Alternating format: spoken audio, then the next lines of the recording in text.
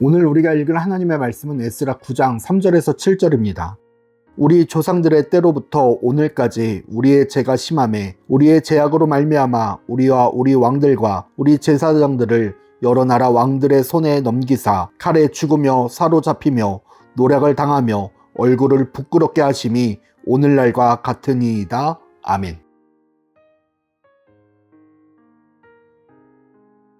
하나님의 역사를 바라보는 우리가 에스라 9장 3절에서 7절 말씀을 통하여 함께 살펴볼 주제는 죄를 인식한 사람입니다. 성전을 완공하고 율법이 선포되며 하나님의 사람들은 회개의 눈물을 흘렸습니다. 그런데 그 안에서는 죄악의 뿌리가 그대로 남아 있었습니다. 이스라엘의 멸망의 씨앗이 그대로 남아 있었습니다. 제사장을 비롯하여 레위인들, 방백들과 고관들, 그리고 일반 백성들까지 이방 여인과 결혼하지 않은 계층이 없었습니다. 사회 모든 곳에 죄악이 그대로 숨쉬고 있었습니다. 차라리 한두 명이었다면, 차라리 한두 계층이었다면 그 죄에 대하여 정죄하고 시정하도록 노력이라도 할 텐데 이것은 그 누구의 잘못을 논하기도 민망할 정도로 이스라엘 전체의 죄가 되어버렸습니다. 이 모습을 인식한 에스라는 자신의 옷을 찢고 수염을 뜯습니다. 자신의 온 힘과 마음과 뜻을 다하여 이 사태에 대한 죄악을 괴로워했습니다. 그리고 엎드려 하나님께 자신들의 이 미련한 모습을, 부끄러운 모습을,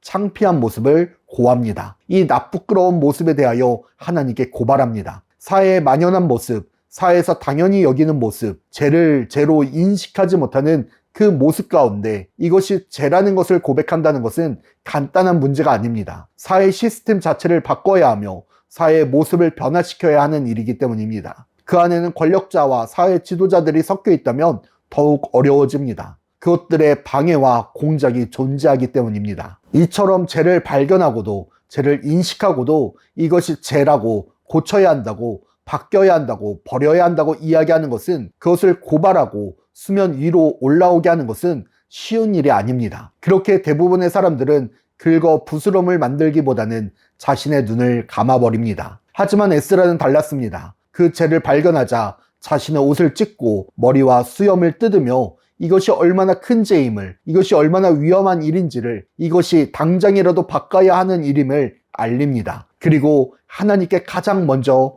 회개의 기도를 드립니다. 마찬가지로 세상에서 만연하게 벌어지고 있는 죄악된 모습들을 바라보면서, 세상에서 당연히 여겨지는 죄악된 모습들을 바라보면서 우리는 어떻게 해야 하는가? 그들이 그것이 죄인임을, 그것이 잘못임을, 그것이 바꿔야 하는 행동임을 알려야 하는 빛의 사자들의 모습이 우리의 모습이 되기를 간절히 소망합니다. 그러기 위해서는 우리가 먼저 죄악에서 벗어나야 합니다. 그리고 어둠을 밝히는 빛의 역할을 감당하기를 끊임없이 죄악된 세상을 성결하게 만들어 가야 합니다. 그것이 바로 우리의 삶의 터전에 하나님의 나라를 세워 나가는 일입니다. 사랑하는 불꽃교회 성도 여러분, 내가 살아가는 곳에, 나의 발걸음이 머무는 곳에, 내가 존재하는 그 모든 곳에 하나님의 뜻만이 이루어지도록 살아가는 것, 그것이 죄악을 인식한 자들이 해야 하는 일들입니다. 그 일은 우리가 이루어 나가기를 간절히 소망합니다. 세상의 죄를 당연하게 받아들이는 것이 아니라 하나님의 나라를 세워감으로 죄와 대적할 수 있는 용기가 있는, 죄를 인정하는 것이 아니라 하나님의 말씀으로 살아감으로 죄를 사라지게 만드는 그 일을 오늘 말씀을 듣고 묵상하는